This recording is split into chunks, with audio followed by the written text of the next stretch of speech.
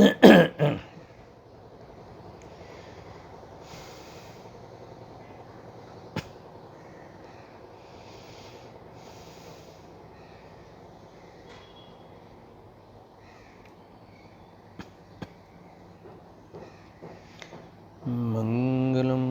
भगवान वीरो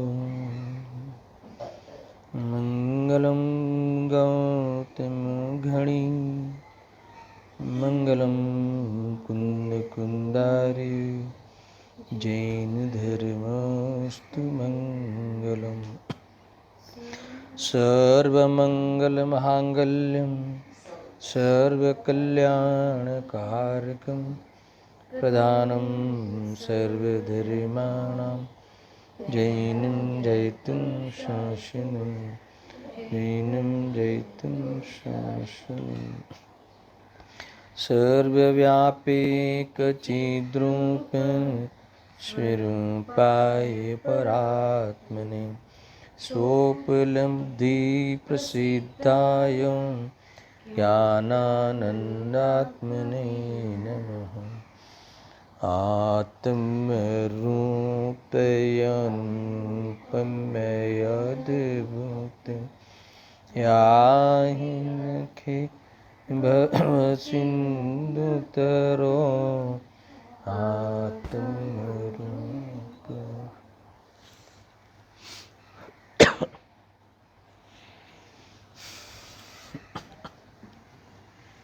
प्रवचन सार ज्ञान अधिकार की 35वीं गाथा पे स्वाध्याय प्रारंभ करते हैं।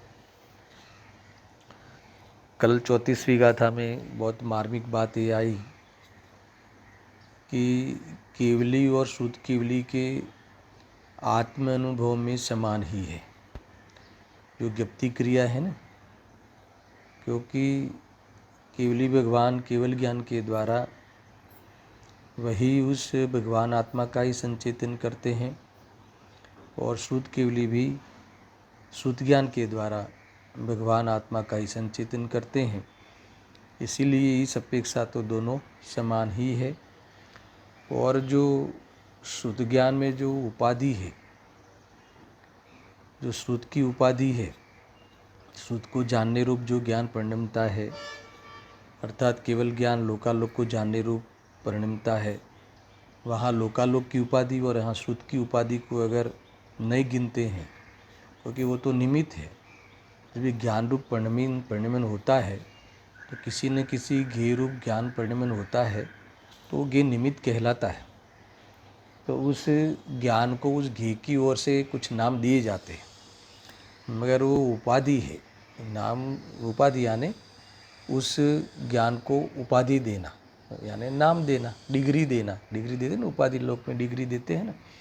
जैसे मेडिकल में पढ़े तो डॉक्टर है, कुछ इंजीनियरिंग पढ़े तो इंजीनियर है। तो ये ऐसा इस ज्ञान को कुछ न कुछ उपाधि दे दी कि लोकालोक रूप ज्ञान, मगर वास्तव में वह तो ज्ञान ही है।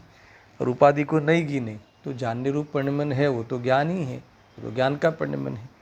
ऐसी बात कल विशेष आई थी। और इसमें जो उपाधि को वहाँ निषेध किया।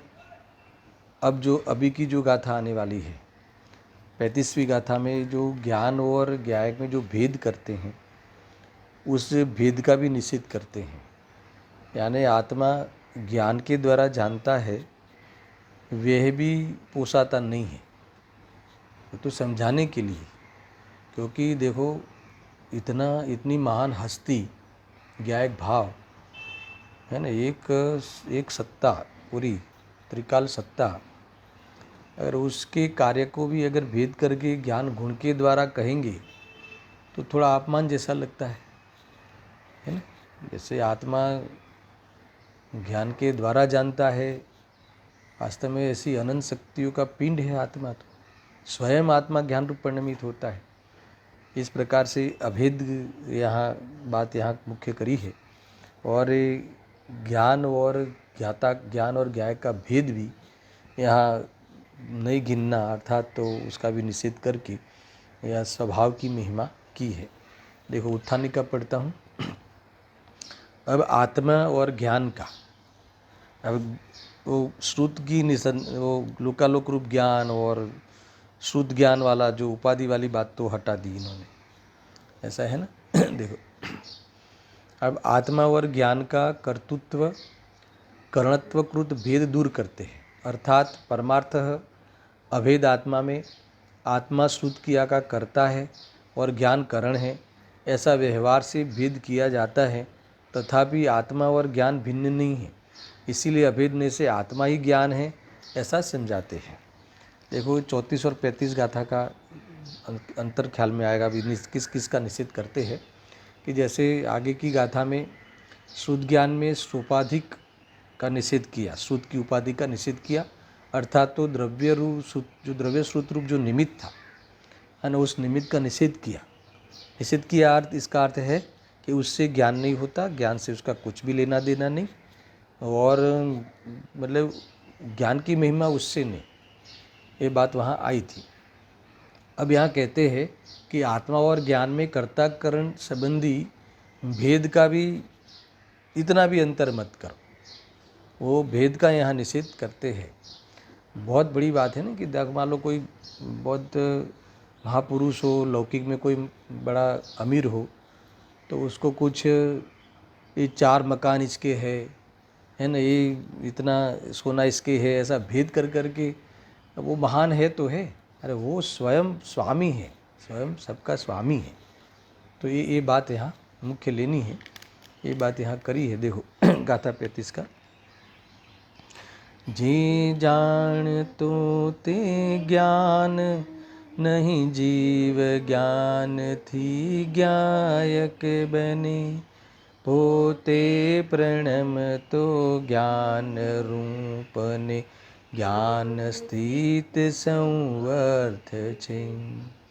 जो जानता है सो ज्ञान है, अर्थात जो ज्ञायक है वही ज्ञान है, जो ज्ञान है वही ज्ञायक है, ज्ञायक ही ज्ञान है, दोनों में कुछ अंतर ही नहीं है, दो भेद ही नहीं है, पृथक पृथक है ही नहीं।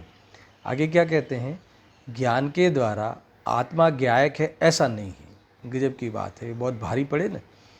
ज्ञान के द्वारा आत्मा ज्ञायक है ऐसा नहीं है, यानी ज्ञायक जो है वो अनंत शक्ति का पिंड है, स्वयं ज्ञान से बना हुआ है, स्वयं ज्ञान स्वरूप है, और स्वयं केवल ज्ञान रूप परिणमित होने की इसमें स्वयं में शक्ति है, स्वयं में कर्ता करण अधिकरण आदि स्वयं शक्तियों का पुंज है, इसलिए स्वयं परिणमता है। ज्ञान द्वारा आत्मा ज्ञायक है, अथवा आत्मा ज्ञान रूप परिणमित होता है इसलिए ज्ञायक है। तो इतना भेद वास्तव में वो आत्मा की इतनी बड़ी शोभा नहीं है, स्वयं शक्तिवान है ना, स्वयं आत्मा ज्ञान का स्वयं गोदाम है ना, ऐसा यहाँ कह रहे हैं। या इसलिए कहा कि आत्मा ज्ञान है, ज्ञायक है, ज्ञान के द्वारा आत्मा ज्ञायक है ऐसा नहीं है, स्वयं ही ज्ञान रूप परिणमित होता है, आया ना, स्वयं ही ज्ञान रूप परिणमित होता है, स्वयं की शक्ति है, यानी आत्मा ज्ञान के द्वारा ज्ञान रूप परिणमित होता है, ये बात यहाँ सुहाती नहीं है। इतना भेद भी नहीं करो, वो तो समझाने के लिए है ना, आत्मा में ज्ञान नाम की शक्ति है इसलिए ज्ञान रूप परिणमित होता है ऐसा नहीं, इसको आधार मत बनाओ। स्वयं ज्ञान ज्ञायक में ज्ञान रूप परिणमन करता है, स्वयं ज्ञायक ही केवल ज्ञान रूप परिणमित हो जाता है ना, ऐसा। मिट्टी स्वयं मटका बन जाती है, ये ऐसा लेना है। मिट्टी ने मतलब कि मटका रूप परिणमन कर लिया, अग्नि स्वयं जलती है ना, ये ऐसा लेना है। अग्नि जलाती है, अग्नि उष्णता के द्वारा जलाती है, इतना भेद भी यहाँ नहीं करना है, ये बात यहाँ कही है। देखो और आगे क्या कहते हैं, स्वयं ही ज्ञान रूप परिणमित होता है, और दूसरा सर्व पदार्थ ज्ञान में स्थित है, सर्व पदार्थ ज्ञान में जानने में आते हैं, गायक का ऐसा स्वरूप है। यहाँ परिणामी आत्मा का बहुत वजन है। और देखो ये मैं तो ये कह रहा हूँ कि गायक स्वयं ज्ञान रूप परिणमन करता है, यही इसका अपरिणामीपना है। ये भी एक बहुत, यानी दूसरा कोई परिणाम आता नहीं, इसीलिए वो अपरिणामी, ऐसी भी एक अपरिणामी की विवक्षा है। क्या कहा, ज्ञायक स्वयं शक्तिवान है ज्ञान केवल ज्ञान रूप होने में, है ना, दूसरे किसी की मदद कोई इसको परिणाम आवे ऐसा नहीं है, इसीलिए आत्मा अपरिणामी है। उसी परिणामी को भी अपरिणामी कहने की एक पद्धति है, ऐसा। और दूसरा दूसरे परिणामों से, अन्य परिणामों से प्रभावित नहीं है, इसलिए अपरिणामी है। कई बार मैंने कहा अल्प पर्याय के कारण ज्ञायक, अभी देखो ज्ञायक अल्प है ऐसा नहीं है, पर्याय में अल्पता है इसलिए अल्प हो गया ऐसा नहीं है ना। तो केवल ज्ञान प्रकट हो गया इसलिए महान है ऐसा नहीं है, इस अपेक्षा भी अपरिणामी है। वो फिर वो भाव अपेक्षा ले लेना है कि शक्ति ऐसी है कि परिपूर्ण ही है। तो अनेक अनेक अपेक्षा है, जहाँ जो प्रकार से अपरिणामी कहा हो, परिणामी को भी अपरिणामी कहा है क्योंकि दूसरे के कारण परिणमता नहीं है इसलिए अपरिणामी है, ऐसी विवक्षा मुख्य चलती है ना। इस प्रकार से कहा, देखो यानी ज्ञान रूप परिणमित होता है, यानी ज्ञान और ज्ञायक का भेद का यहाँ निषेध किया है। ठीक है, ज्ञान और आत्मा में वो संख्या, संज्ञा आदि की अपेक्षा है ना, आत्मा और ज्ञान में भेद कह दिए गए हैं, ये लिया था मैंने पहले, एक प्रकार से ये बताया। फिर भी प्रदेश भेद यहाँ नहीं है, अर्थात आत्मा और ज्ञानादि अनंत गुण एक पिंड रूप है। क्या कहा? आत्मा और ज्ञानादि अनंत गुण यानी एक पिंड रूप सत्ता है, एक पिंड रूप सत्ता है, अखंड पिंड रूप सत्ता है। गजब की बात है, इसमें हमें आनंद आता है कि भाई एक सत्ता यानी मान लो महासत्ता है, ये पूरी एक सत्ता है। ये उसके भाई इसके कारण सत्ता, एक कारण सत्ता, अनेक राज्यों को मिला के सत्ता, ऐसा नहीं, पूरी सत्ता है। भारत तो भारत ही है, भले वेद रूप में राज्य है मगर हर जगह पे भारत है ना, ऐसा है। देखो आप देखना कि आप जब बारगांव जाते हो ना, तो कोई आप पूछता है आपको कि आप कहाँ से आते हो, तो आप गुजरात से आते हो ऐसा नहीं कहो, क्या कहोगे? मैं भारत से आता हूँ, मैं भारतीय हूँ, मैं गुजराती हूँ, ऐसा नहीं कहोगे, भेद करके खत्म नहीं करोगे। एक अभेद सत्ता में ही आनंद है, ऐसा भी समझना है ना। ये प्रकार से ये बातें आई हैं। अब टीका को पढ़ते हैं। वैसे गाथाएँ बहुत सरल है मगर वो अब ज्ञान के द्वारा ज्ञायक को बताने वाली बात अब नहीं, अब तो मैं ही ज्ञायक हूँ। ज्ञायक तो ज्ञायक ही है ना। ज्ञायक कहो, भगवान आत्मा कहो, है ना। आत्मा की बहुत महिमा करिए। यहाँ पे देखो थोड़ी यहाँ भाषा थोड़ी कटपटी है, फिर भी समझ में आवे ऐसी बात है। अपन पढ़ते हैं। देखो, आत्मा अपृथगत भूत कर्तृत्व और करणत्व की शक्ति रूप पारमेश्वर्यवान होने से जो स्वयमेव जानता है। शब्द आपको थोड़े भारी लगेंगे, भाव बहुत सरल है। आत्मा अपृथकभूत यानी अभिन्न, किससे? कर्तृत्व से और करणत्व शक्ति रूप से। आत्मा में कर्ता नाम की शक्ति है, करण नाम की शक्ति है जो है ना, तो एक कर्ता कर्म की शक्ति से कैसा है? अपृथक यानी अभिन्न है। अरे वो शक्ति का पिंड है, शक्ति का पुंज है, शक्ति से बना हुआ शाश्वत है। समझ में आया ना? ऐसा शाश्वत है, कोई भेद रूप नहीं है इसमें ऐसा। तो यहाँ कहते हैं कि पारमेश्वर्यवान होने से, पारमेश्वर्यवान यानी कि ऐश्वर्य, परम सामर्थ्य, ऐश्वर्य यानी सामर्थ्य, ऐसा परम सामर्थ्य है। कैसा? कि स्वयं आत्मा ही करता है। आत्मा कर्ता नाम की शक्ति द्वारा ज्ञान को करता है, ये वाला बात। यानी आत्मा स्वयं ज्ञान रूप परिणमित होता है, ये वाली बात है ना। ऐसा कहते होने से स्वयं जानता है, अर्थात जो ज्ञायक है वही ज्ञान है, कोई भेद नहीं है। अब जैसे, अब देखो अग्नि का उदाहरण देते, जैसे ये आवाज़ बहुत आ रही है, जैसे जिसमें साधकतम उष्णत्व शक्ति अंतर्लीन है। सुनना बराबर से, क्या कहते हैं? जैसे जिसमें साधकतम, अग्नि में साधकतम यानी उत्कृष्ट साधन वह करण है। साधकतम उष्णत्व शक्ति अंतर्लीन है। कोई बड़े मतलब उसका भावासन ये है कि उष्णता अग्नि से क्या है? अभिन्न है।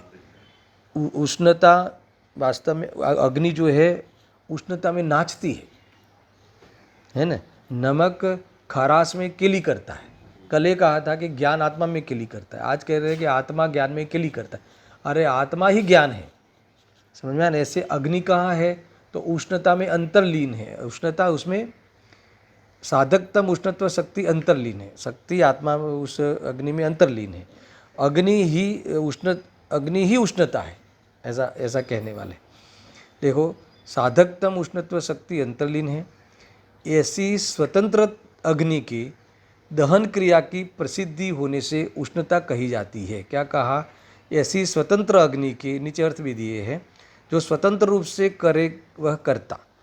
अग्नि उष्णता को स्वतंत्र रूप से करती है, मगर अग्नि उष्णता को करती है अर्थात अग्नि उष्णता से जलाती है, इसके अलावा तुम अग्नि जलाती है ऐसा कह दो तो यहाँ कहते हैं कि खोटी भेद कल्पना से क्या मतलब है, उसमें तो क्लेश होता है, इसमें विकल्प होता है, ऐसा कहने वाले हैं। आगे देखो क्या कहते हैं, जैसे जिसमें साधकतम उष्णत्व शक्ति अंतर्लीन है, ऐसी स्वतंत्र अग्नि की, यानी स्वतंत्र रूप से अग्नि उष्णता रूप परिणमती है, दहन क्रिया की प्रसिद्धि होने से उष्णता कही जाती है। अग्नि को ही उष्णता कही जाती है, अग्नि ही उष्णता है, यानी अग्नि जलाती है। ऐसा देखो, अग्नि जलाती है, क्या इतना पर्याप्त नहीं है ना? यदि है तो फिर अग्नि उष्णता से जलाती है, इस क्लिष्ट कल्पना से क्या लाभ? क्या क्या कह रहा हूँ मैं?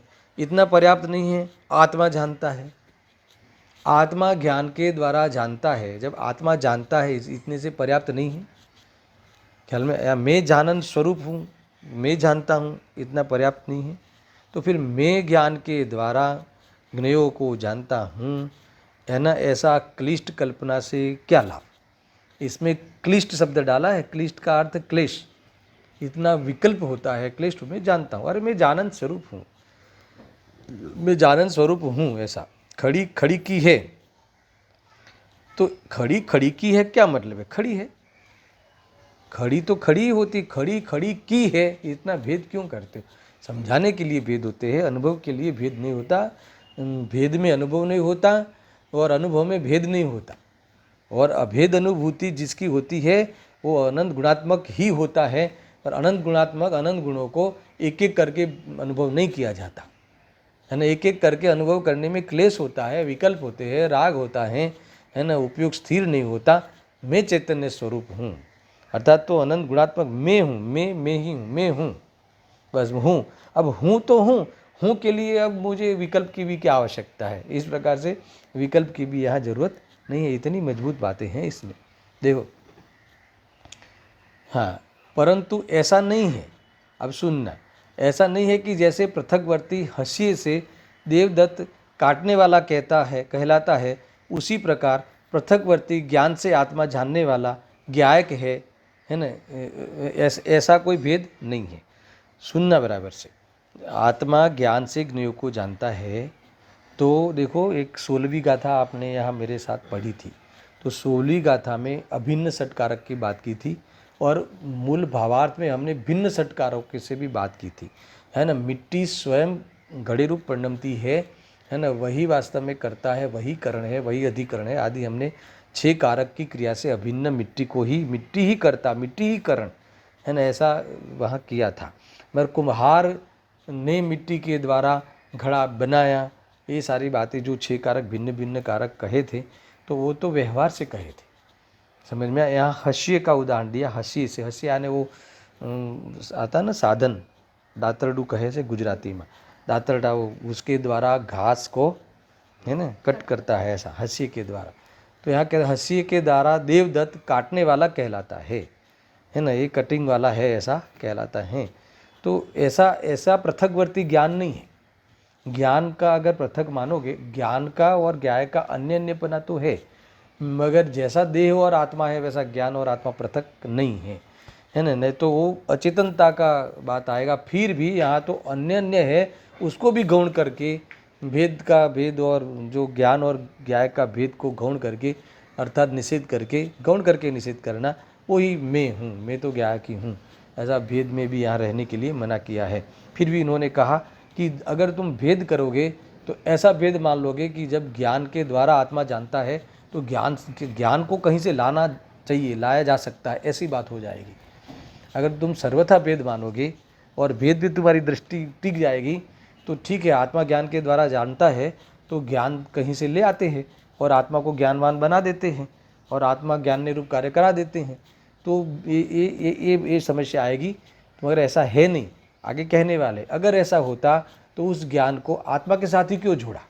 उस ज्ञान को राख के साथ जोड़ सकते थे, ये पेन के साथ जोड़ सकते थे, ये है ना, ये बुक के साथ जोड़ सकते थे, तो वो ज्ञान को ये बुक में प्रवेश करा देते थे, तो बुक फिर चेतन हो जाती थी।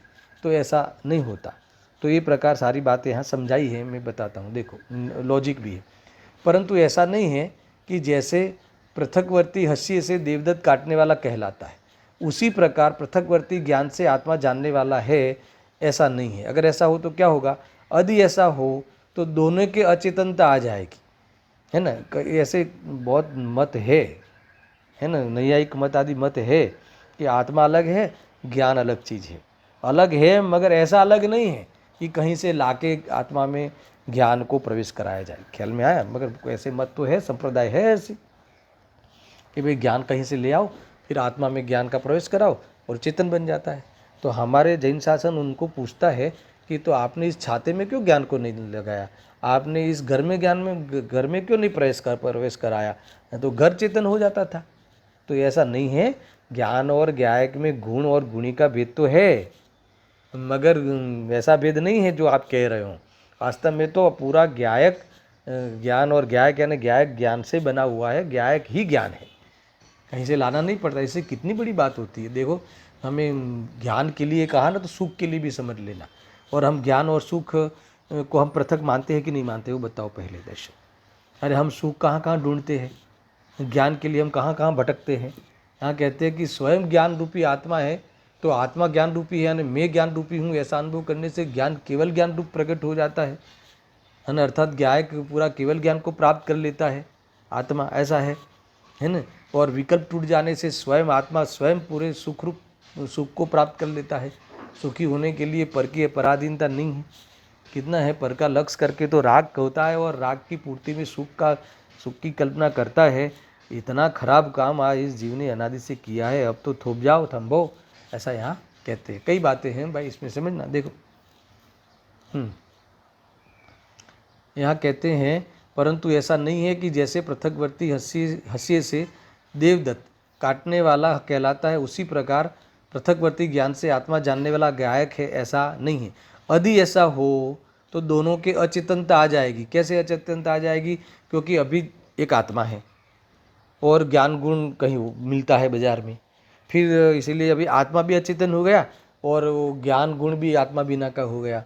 तो यहाँ कहते हैं कि दोनों को अचेतनता आ जाएगी, और दो अचेतनों का संयोग होने पर भी ज्ञप्ति उत्पन्न नहीं होगी। और जब दोनों अचेतन होगा तो फिर दो अचेतन को मिलाओ तो उससे कोई ज्ञान प्रकट नहीं होता। आत्मा और ज्ञान के पृथकवर्ती होने पर भी यदि आत्मा के ज्ञप्ति होना माना जाए तो पर ज्ञान के द्वारा पर को ज्ञप्ति हो जाएगी, और इस प्रकार राख इत्यादि के भी ज्ञप्ति का उद्भव निरंकुश हो जाएगा।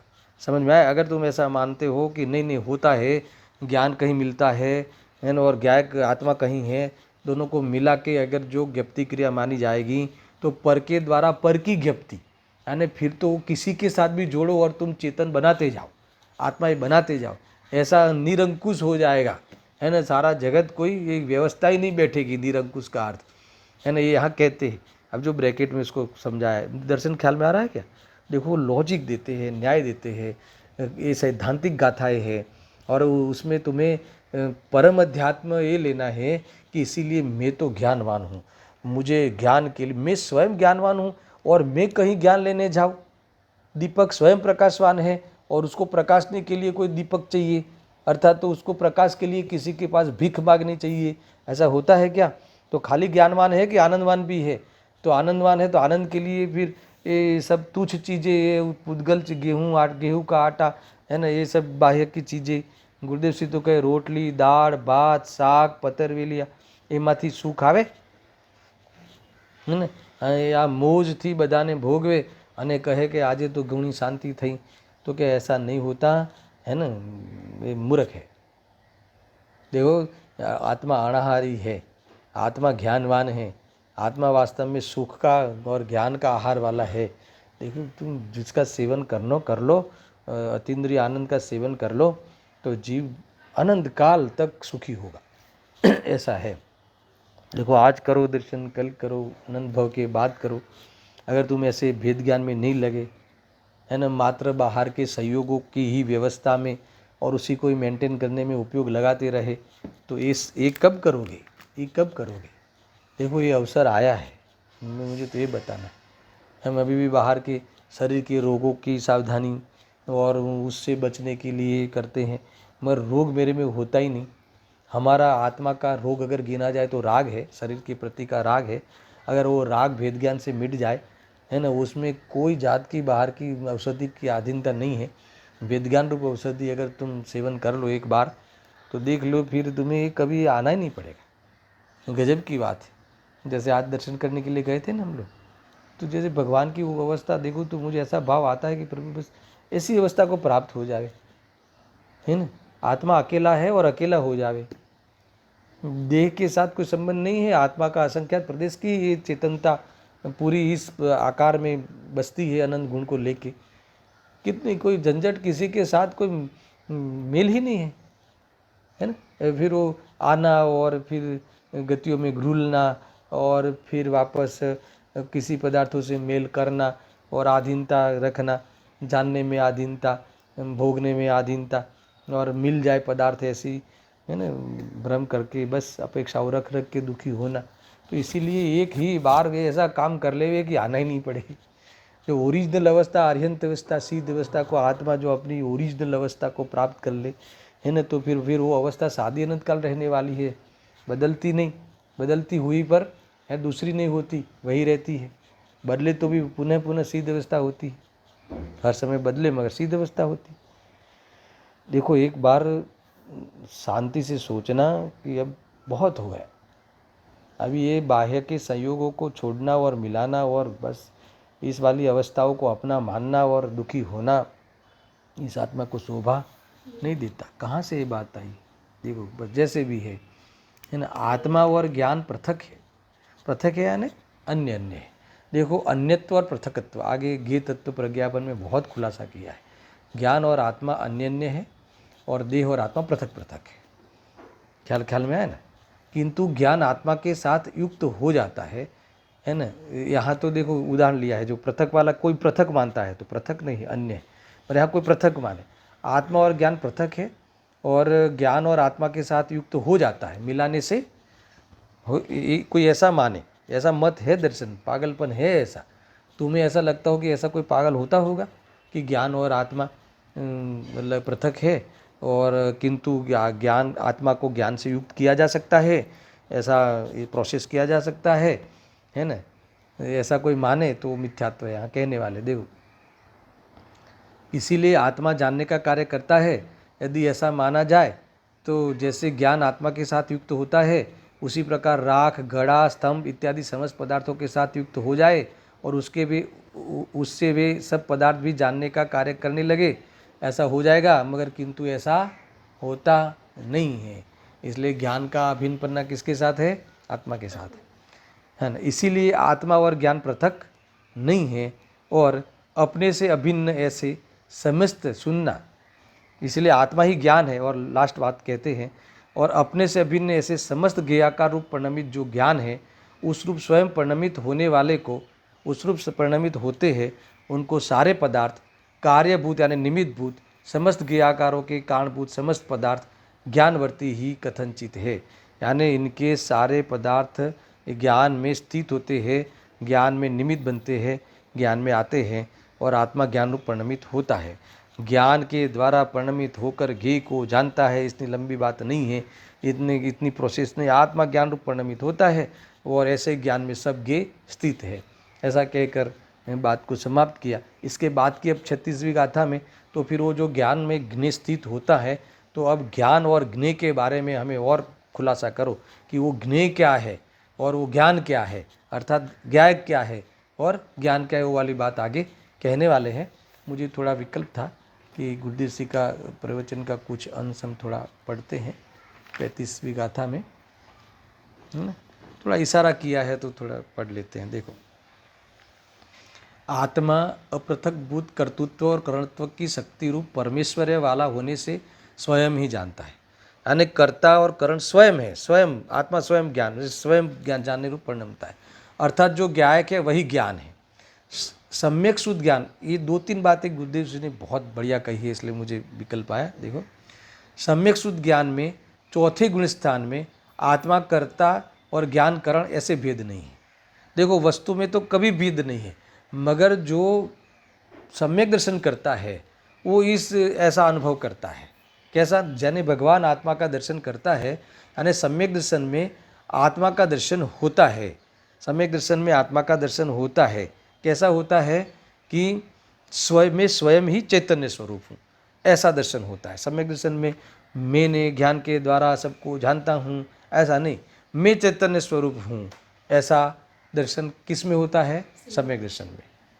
अथवा ऐसा दर्शन होता है वो सम्यक दर्शन है। आत्मा का ऐसे दर्शन का नाम सम्यक दर्शन है। इसका नाम ऐसा दर्शन जो करता है वो मोक्ष मार्ग में प्रवेश कर लेता है। कैसा दर्शन करता है आत्मा का? मैं चैतन्य स्वरूप हूँ, मैं ज्ञान के द्वारा चैतन्य स्वरूप हूँ, इतना भेद नहीं, मैं चैतन्य स्वरूप हूँ।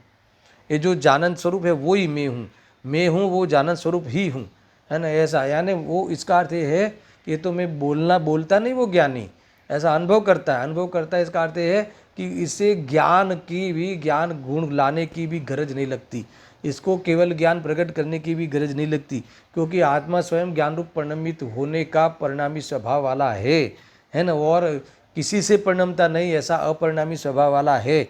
इसीलिए वो अपने को किसी की राह देखने रूप द्वेष नहीं, क्लेश नहीं, समझ में आया कि नहीं, ज्ञान के द्वारा मैं ज्ञान रूप हूँ ऐसे विकल्पों का क्लेश नहीं, इसीलिए किसी भी प्रकार से क्लेश नहीं होता हुआ, क्लिष्ट नहीं होता हुआ, निराकुल रहता हुआ आत्मा जानने रूप परिणमता है।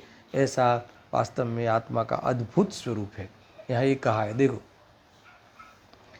भेद तो है आत्मा में, भेद नहीं ऐसा नहीं, यानी अन्य अन्य अनंत गुणात्मक है, वो भेद तो है, मगर भेद के लक्ष्य से विकल्प होते हैं। और अभेद है वो दृष्टि करना, अभेद की दृष्टि करना वो पुरुषार्थ है। समझ में? देखो पूर्व भूमिका में भेद करके जानना होता है आगम के माध्यम से, मगर वो बस उतना ही था, वो गया, वो सब हो गया तो हो गया। अब ऐसा देखो, ऐसा है ना। यहाँ कहते प्रश्न किया है कि श्रुत और राग को तो, प्रश्न किया श्रोता के तरफ से, श्रुत और राग को तो आपने निकाल दिया, श्रुत की उपाधि को भी आपने निषेध कर दिया, राग से भी ज्ञान नहीं होता वो भी निकाल दिया, किंतु आत्मा ज्ञानी है और ज्ञान, आत्मा ज्ञानी और ज्ञान, ये दो बातें तो रखो, ये भेद तो है ना। तो गुरुदेव से कहते हैं नहीं है, भेद नहीं है, वो भेद तो समझाने के लिए होते हैं, और जिस अपेक्षा से भेद है वो तो आपको बहुत समझा दिया, अभी हमें भेद नहीं करना। ऐसा प्रश्न, ज्ञान ने आत्मा को जाना अर्थात भेद है, वो समझा के बताता है, कन्विंस करता है गुरुदेव जी को श्रोता कि नहीं, ज्ञान ने आत्मा को जाना ना, आपने कहा ना पर से नहीं जानता, पर के द्वारा ज्ञान जानने में नहीं आता, इंद्रियों के द्वारा आत्मा जानने में नहीं आता, तो ज्ञान के द्वारा आत्मा को जाना कि नहीं जाना, तो भेद है कि नहीं। तो अब गुरुदेव जी क्या कहते हैं कि नहीं है। अरे ज्ञान स्वयं, ज्ञायक स्वयं अपने को प्रकाशता हुआ सबको प्रकाशता है, तो इसमें ज्ञान जितनी शक्ति नहीं है, अनंत शक्तियाँ पड़ी है। सुनना, देखो ज्ञान के साधन द्वारा आत्मा को जानते हैं, इसे भी यहाँ निकाल दिया, यानी अभी वो बात भी नहीं रही, वो इस प्रकार से अनुभव नहीं होता। निमित्त और व्यवहार साधन तो दूर ही रह गए, किंतु आत्मा स्वयं कर्ता और ज्ञान साधन, ऐसा भेद नहीं है। निमित्त और पुण्य के परिणाम साधन, इस बात को तो पहले ही निकाल दिया, मगर निमित्त और राग से दूर, श्रुत उपाधि से दूर, और कर्ता और करण के भेद से भी दूर, ऐसा बताया है। बहुत गजब की बात है, मैं पढ़ लिया क्योंकि गुरुदेव सिंह ने भी ये बात को खुलासा किया है। देखो, आत्मा स्वयं कर्ता और स्वयं करण ऐसे अभेद स्वरूप से परमेश्वर है, वो स्वयं परमेश्वर तब कहलाएगा। उसको तुम कहो कि तुम ज्ञान गुण के द्वारा तुम जानते हो, तो थोड़ी ज्ञान गुण की भी अधीनता देखो, स्वभाव में अधीनता नहीं होती मुझे पता है, मगर भेद करोगे तो थोड़ा सा ऐसा कमज़ोर लगता है आत्मा। अरे आत्मा ज्ञान गुण के द्वारा, आत्मा स्वयं ज्ञान रूप परिणाम, केवल ज्ञान प्रकट कर लेता है ना। इसमें बस इससे हमारा प्रयोजन सिद्ध होता है। ऐसा हाँ, आत्मा ज्ञान है तथा वह ज्ञान द्वारा जानता है, ऐसा भेद आत्मा में नहीं है, ऐसी बात इन्होंने भी यहाँ कही है। अग्नि का उदाहरण भी खुलासा से यहाँ कहा है। देखो हाँ, मुझे खास बातें करनी थी कि ज्ञान पर्याय और ज्ञाता का विभाग करना एक क्लिष्ट कल्पना है। क्या कहा? ये क्लिष्ट कल्पना है। ऊपर का पैराग्राफ लेता हूँ। पूर्व की गाथा में श्रुत उपाधिकृत भेद निकाल दिया, बराबर। श्रुत के द्वारा ज्ञान का परिचय मत करो। अब ज्ञायक का परिचय ज्ञान के द्वारा भी मत करो। क्यों? क्योंकि ज्ञायक स्वयं परिचय परिचय करने जैसा है ही नहीं, वो स्वयं ज्ञायक ज्ञान रूप परिणम ही रहा है। अब ऐसा भेद करके अभी जानने की बात, यानी अभी क्या करो, अनुभव करो। अनुभव करो, यानी तुम्हें अनुभव हो ही रहा है तो तुम मजा करो, आनंद करो।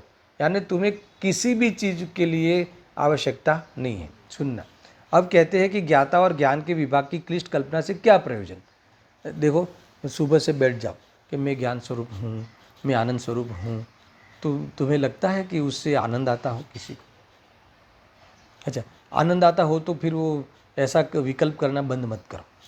अर्थात विकल्प सहित तुम ज्ञान जो कर रहे हो, है ना, विकल्प पूर्वक सूदने के विषयभूत भगवान आत्मा का भी, है ना, सूदने का जो विकल्प है, उस पदार्थ का विकल्प है सूदने के विषयभूत भगवान आत्मा का, कि मैं शुद्ध हूँ, मैं, है ना, बुद्ध हूँ, मैं सुखरूप हूँ, तो फिर आप कितने घंटा कर सकोगे ऐसा? अगर उससे आनंद मिलता हो तो बंद क्यों करते हो? अरे वो विकल्प है, ऐसा भेद में नहीं जाया जाता। वो मैं हूँ तो हूँ, ऐसा मैं हूँ, बस ऐसा अनुभव करो। अर्थात तो तुम ज्ञान स्वरूप हो, ऐसा तुम निरंतर अनुभूति स्वरूप अनुभव में आ ही रहा है। तो भी जो हर ज्ञान के गेयों में अथवा ज्ञान ज्ञा का रूप ज्ञान में तुम अपने को ज्ञान रूप हूँ जब तुमने पहले समझ लिया है, तो अब अनुभव करो। इसका अर्थ है कि गेयों के प्रति तुम राग द्वेष मत करो, क्योंकि राग द्वेष का क्या प्रयोजन जब तुम ज्ञान रूप हो। इसका नाम है वास्तव में अभेद अनुभव। ऐसा है। देखो, ज्ञान पर्याय का पर का ग्रहण त्याग करे, यह तो मिथ्या भाव है। इसी तरह, सुनना फिर से, ज्ञान पर्याय पर का ग्रहण त्याग करे, वह तो मिथ्या भाव है। इसी तरह ज्ञान पर्याय शास्त्र से अथवा पर से प्रकट होती है, यह भी मिथ्या भाव है। ये दोनों पहले की बात है। अभी कुछ खास बात करनी है इस गाथा के लिए। ज्ञान पर्याय और ज्ञाता का विभाग करना, यह भी क्लिष्ट कल्पना है। अगर तुम्हें मैं आत्मा हूँ, मैं शुद्धात्मा हूँ, मैं ज्ञान रूप हूँ, अगर ऐसे विकल्पों में तुम्हें क्लेश नहीं लगे, समझ लेना, तो तुम्हें वो अच्छा लगे तो वो भी मिथ्यात्व है। अभी वो कहने वाले, उससे तेरी आत्मा को क्या लाभ है? उससे क्या लाभ? मैं ज्ञानवान हूँ ऐसा विकल्प करना, विकल्प आश्रित जानना, उससे क्या लाभ है? तुम हो तो हो, अभी हो तो अभी तुम जो जड़ रूप हो, इससे ऐसा अनुभव नहीं करना। समझ में आया ना? ऐसा ज्ञाता और ज्ञान पर्याय इन दोनों लक्ष्य में, इन दो को लक्ष्य में लेने से विकल्प होता है, और विकल्प में लाभ मानने से मिथ्यात्व होता है। ये बात बहुत गजब की है। मान लो कि तुम्हें, देखो, मैं चैतन्य स्वरूप हूँ, मैं ज्ञान रूप हूँ, मैं दर्शन रूप हूँ, ऐसा विकल्प करना मिथ्यात्व नहीं है, ये तो विकल्प रूप ज्ञान है, ऐसा समझ लो। मगर इस विकल्प का जो विषय है वो मैं हूँ, ऐसा तुम मैं हूँ उसको अनुभव कर लो। यानी ये विकल्प का फिर क्या व्यर्थ लिया ना? इस क्लिष्ट कल्पना से क्या प्रयोजन है? कल्पना यानी ज्ञान, क्लिष्ट कल्पना यानी क्लिष्ट विकल्प से, अर्थात विकल्पात्मक ज्ञान से क्या प्रयोजन है? तो अगर तुम्हें फिर भी ऐसा लगता है नहीं नहीं इससे लाभ है, क्या लाभ है? पुण्य बंध होता है, वो तो राग की क्रिया है, राग मिश्रित ज्ञान की क्रिया है।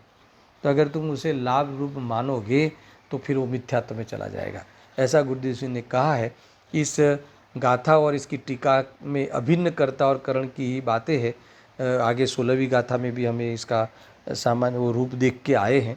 ऐसी बात गुरुदेव सिंह ने भी यहाँ याद किया है। ये इतना मुझे याद कराना था।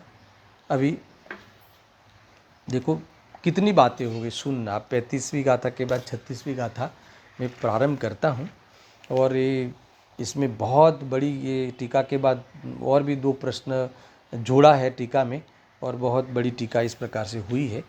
मैं यहाँ आपको विषय पहले बताता हूँ। अब यह व्यक्त करते हैं कि ज्ञान क्या है और ज्ञेय क्या है। ये क्यों बात आई दर्शन?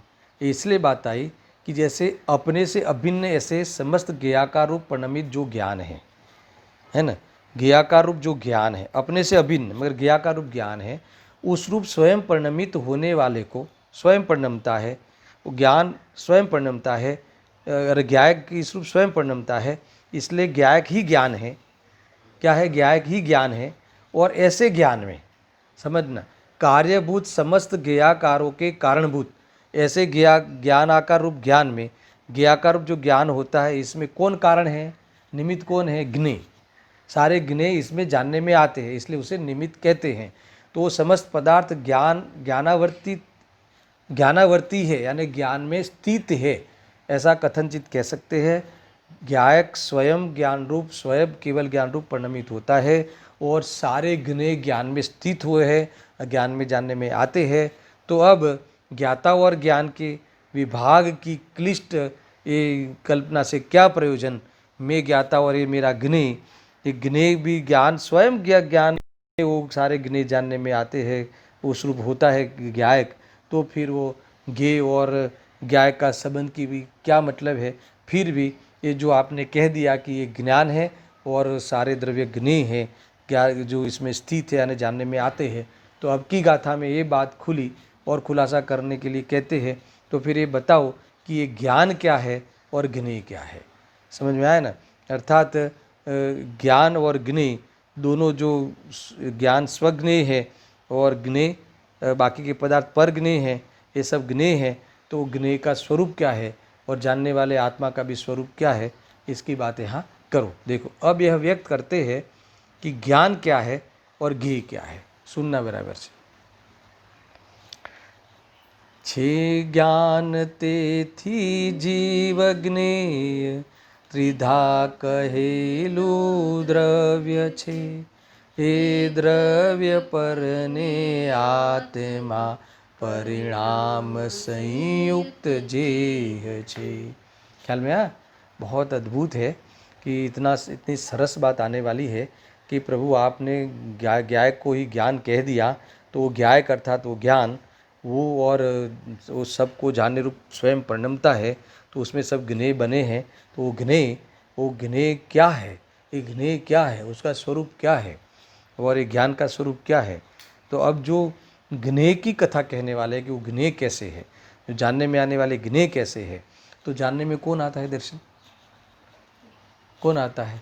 सर्व जानने में आते हैं। केवल ज्ञान में सर्व जानने में आते हैं, है ना। तो सर्व जानने में आता है तो अपना आत्मा भी तो ज्ञेय हुआ ना, और सब पदार्थ भी ज्ञेय हुआ। तो आत्मा स्वज्ञेय है और बाकी के पदार्थ पर ज्ञेय है। तो इस प्रकार से सारे ज्ञेयों को एक में से दो विभाग करेंगे यहाँ, कि ज्ञान स्वज्ञेय है और बाकी के पर ज्ञेय है। क्योंकि ये पूछा ना कि अब ज्ञेय कौन है, ज्ञेय क्या है, तो कि सब पदार्थ जानने में आते हैं, तो उस जानने में वो ज्ञेय क्या है, तो कि आत्मा स्वज्ञेय है क्योंकि वो भी जानने में आता है, और बाकी के सब जानने में आते हो सब पर ज्ञेय है। इस प्रकार से दो प्रकार से ज्ञेयों में बंटवारा किया है, और उस ज्ञेयों के बारे में भी और ख्याल कराने वाले हैं। और फिर वो जो जब ज्ञेय बताएंगे, मैं थोड़ा भावासन करा देता हूँ पूर्व भूमिका रूप। वो जो ज्ञेय बताएंगे तो वो ज्ञेय खाली जानते हैं तो यानी पर्याय सहित, है ना, सारे ज्ञेय परिणमते हुए है। उत्पाद वे रूप अर्थात तो त्रिकालवर्ती पर्याय रूप परिणमते हुए सब पदार्थ है। तो वो सब ज्ञेय बनते हैं कि हाँ साहब सब ज्ञेय बनते हैं। तो फिर बात आगे बात फिर और आगे की गाथा में खुलेंगी कि भाई चलो वर्तमान पर्याय तो वर्तमानवत ज्ञान में आती है, और भूतकाल की पर्याय भी वर्तमानवत ज्ञेय होती है कि हाँ, और भविष्य की पर्याय भी वर्तमानवत ज्ञेय होती है तो कि हाँ। तो केवल ज्ञान की ये जो उसकी जो दिव्यता है, वो दिव्यता फिर से कहेंगे। और ज्ञान आत्मा जानन स्वरूप है, पर द्रव्य के कर्ता रूप नहीं है, और जानने का पिंड है। तो जानने वाले स्वभाव में समा जाओ, उसमें रम जाओ, उसमें रह जाओ, ये वाली बात ही यहाँ मुख्य है। और वही जीव के पर्याय केवल ज्ञान रूप लब्धि, यानी उसको वो फैसिलिटी अर्थात तो वो गिफ्ट उसको प्राप्त हो जाती है। ये बात यहाँ कहने वाले हैं। मैं श्लोकार्थ पढ़ के समाप्त करता हूँ।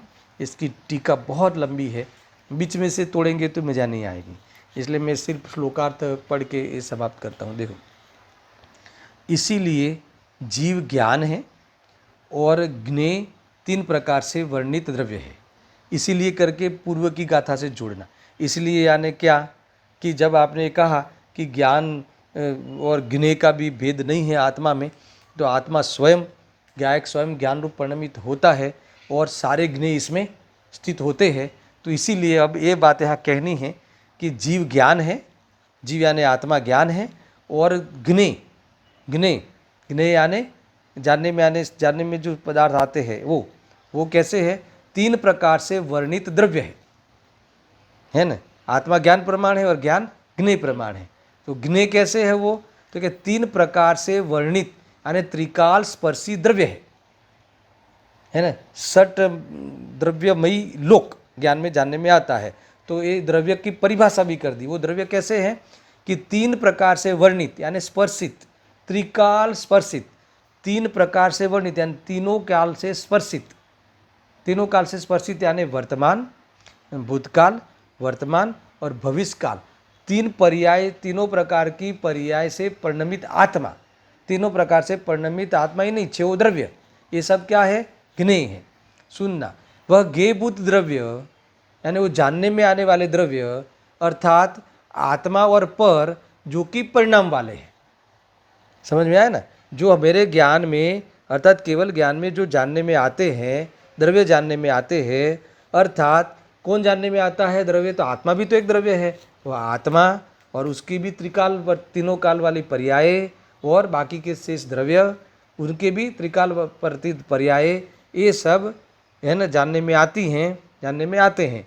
यानी ये सारे द्रव्य कैसे है, परिणाम वाले हैं, ऐसा यहाँ कहा है। आत्मा स्वज्ञेय और बाकी सब परज्ञेय, इस प्रकार से ये सब जो पदार्थ हमारे जानने में, केवल ज्ञान में जानने में आते हैं, वो कैसे है, परिणमन वाले हैं। देखो 6 द्रव्य केवली भगवान ने कैसे देखे हैं, परिणमन वाले देखे हैं, परिणामी देखे हैं कि अपरिणामी देखे हैं। अपरिणामी भगवान आत्मा की जिसे दृष्टि है ना, इनका ज्ञान जो सम्यक होकर पूर्ण हुआ है, अनंत हुआ है, ऐसे ज्ञान में जब पदार्थ जानने में आते हैं तो कैसे जानते हैं, सब द्रव्य कैसे हैं, ज्ञेयभूत द्रव्य कैसे हैं, त्रिकाल स्पर्शी है ना, त्रिकाल 3 काल की पर्याय है ना, भूत भविष्य वर्तमान की पर्याय से युक्त परिणमित होने वाले ये द्रव्य ही है। यानी ये द्रव्य को, सारे परिणामी द्रव्य को यहाँ बताए हैं। तो ये परिणामी द्रव्य के अंदर ही अपरिणामी तत्व और पर्याय मिल के पूरा परिणामी द्रव्य होता है। तो ये सारे द्रव्यों को पूरी तरह से यहाँ द्रव्य गुण पर्यायमयी सत्ता पूरे ज्ञान में झलकती है। ये सारी चर्चा आने वाली है। यानी ज्ञेयों का स्वरूप भी बहुत खुल के कहा है और आगे स्व पर प्रकाशक की थोड़ी जो शंकाएँ उठाकर प्रश्नोत्तर भी इसी गाथा में, इसी टीका में जोड़ा है। इसकी चर्चा हम कल करेंगे। सहजानंदी शुद्ध स्वरूपी अविनाशी हूँ आत्मस्वरूप, सहजानंदी शुद्ध स्वरूपी अविनाशी हूँ आत्मस्वरूप, सहजानंदी शुद्ध स्वरूपी अविनाशी हूँ आत्मस्वरूप।